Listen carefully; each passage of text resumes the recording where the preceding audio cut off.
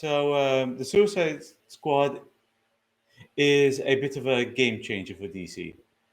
And I'll explain why, because James just gave me a glimpse of like, really. Um, where for the most part, DC have a tendency on kind of being the bit of kind of being edgelords in the way they've been directing their films as of late, and they either they can't seem to find the right balance.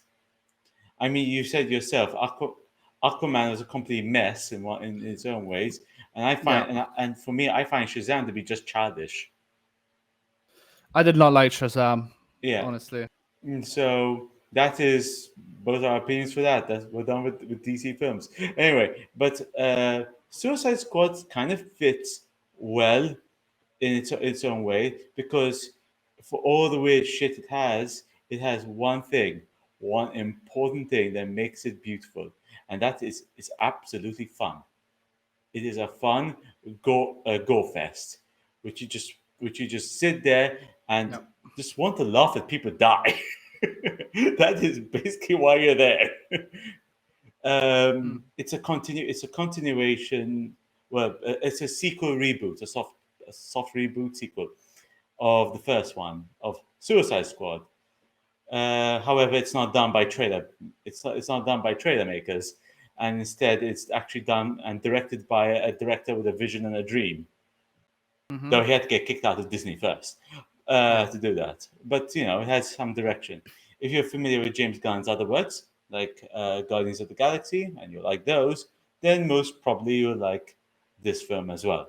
It has a similar setup, relationships, and formats to it.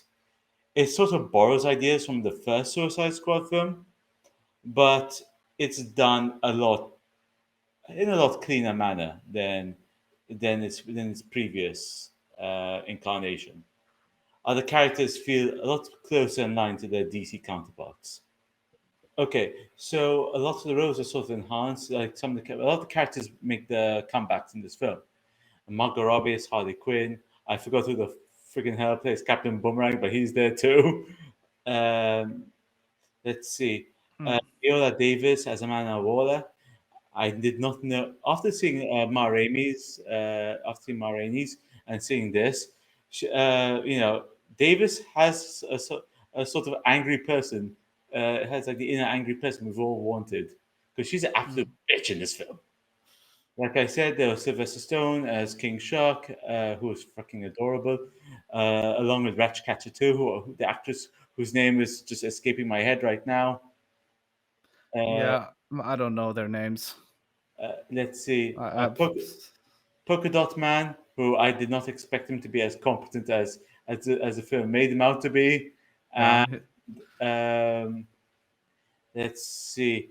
And I think there was one Oh, other John guy. Cena.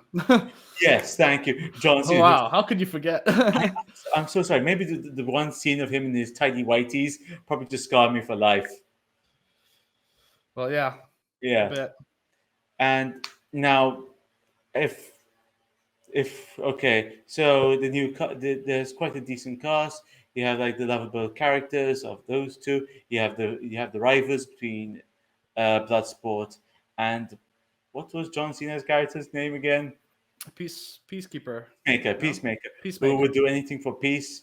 You know, he had that kind of dynamic going on. Like every character had someone they can talk to, had someone they can relate to all the time.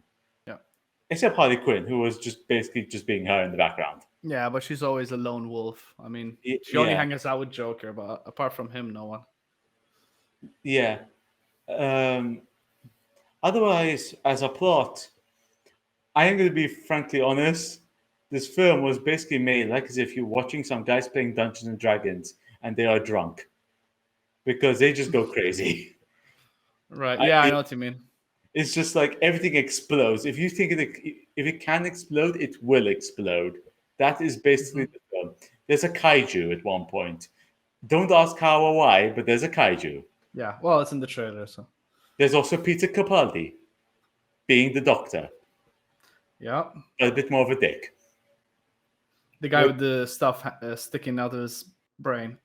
Yeah, I think That is it with the plot, I guess. It's sort of like things just happen and just lead on to stuff, Hmm. and there are explosions. I wasn't as big as a fan of it as most people were. Honestly, I mean, I liked it, but I don't know. It sort of felt disposable to me, if that makes sense. Like, I don't. It's hard to explain. There are some things about it I really like. There are some things about it that I don't. I like the cast. I like the filmmaking. It has definitely a very nice style to it. Great colors, locations, costumes, production design is great. You know, Mhm. just by the trailer alone, when the first trailer came out, you could tell this filmmaker knows what he's doing. He has a vision. He's going for it all out.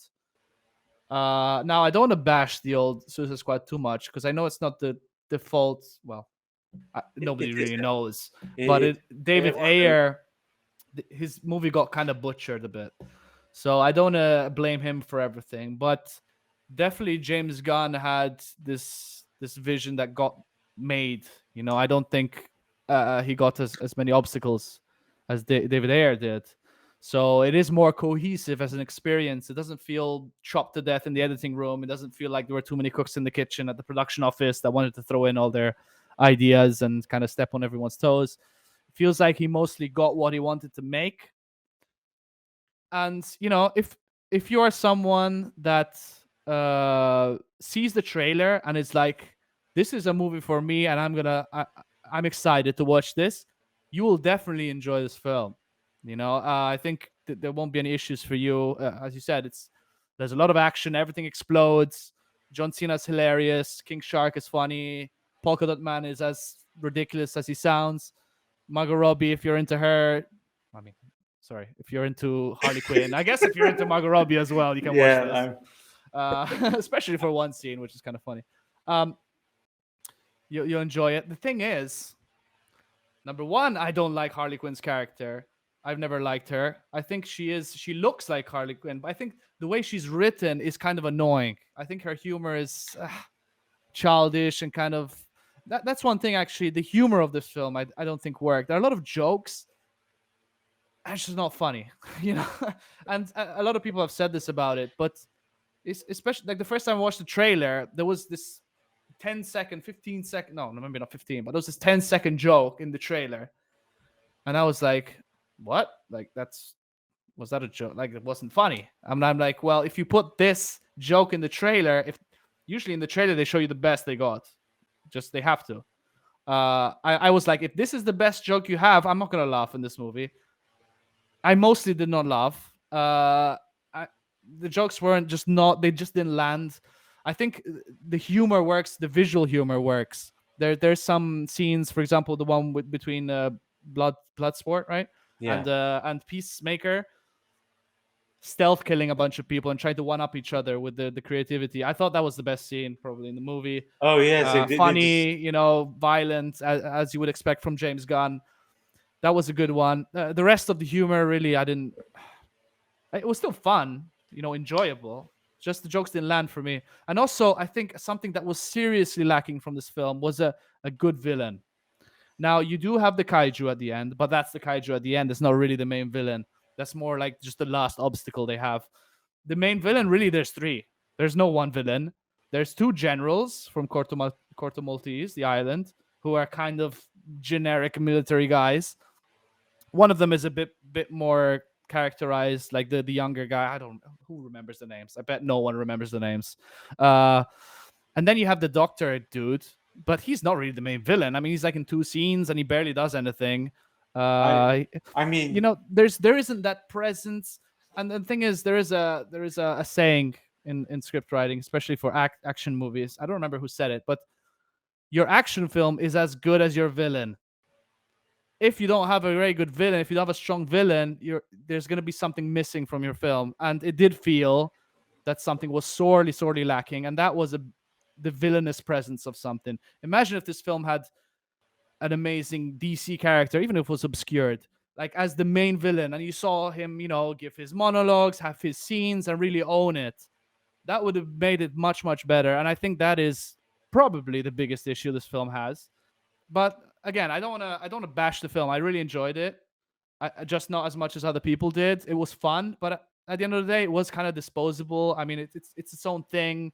And I know DC is I think it's kind of going the direction where it's not really about the universe anymore. It's about making these solo one-off films that can really show off the director's vision. Because the thing that's limiting Marvel is that their universe is so intertwined and so connected. It's almost like a TV show. Like you can't, if you're a director who has a certain style, certain vision, you can't really tap into that. You need to go according to what has already been done. But now with like Joker, the Suicide Squad, and hopefully other films to come, the Batman, I'm very excited about. They can do their own thing. The director can really go all out with their vision. That's why I appreciate from their new way of approaching things, and hopefully they keep it this way.